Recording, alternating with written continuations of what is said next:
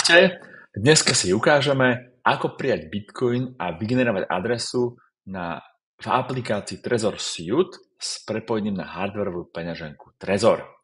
Takže momentálne sme v Trezor Suite aplikácii a keď sme v dashboarde, to znamená v hlavnej obrazovke, sme väčšinou, keď zapneme Trezor, tak treba si kliknúť na B v peňaženke a keď na to kliknem, tak sa nám tu zobrazí vpravo hore Receive.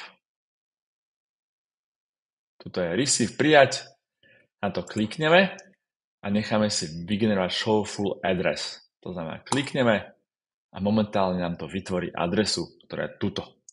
Dáme copy a touto kópiou ju môžeme vložiť do WhatsAppu alebo e-mailu alebo signálu.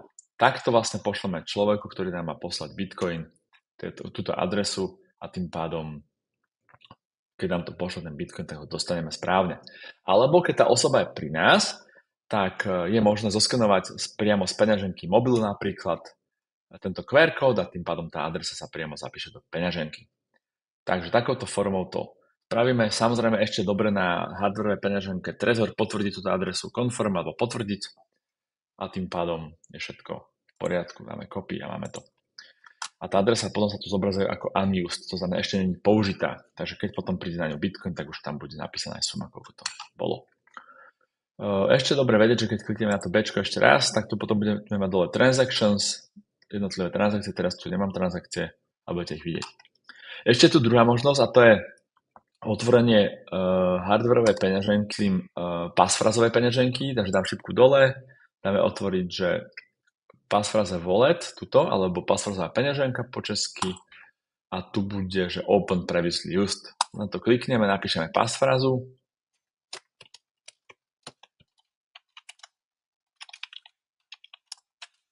Keď je tá passpfráza správne, ešte si ju pozrieme na tomto, na hardwareové peňaženke, klikneme na to a keď je to všetko OK, tak sa nám zobrazí táto konkrétna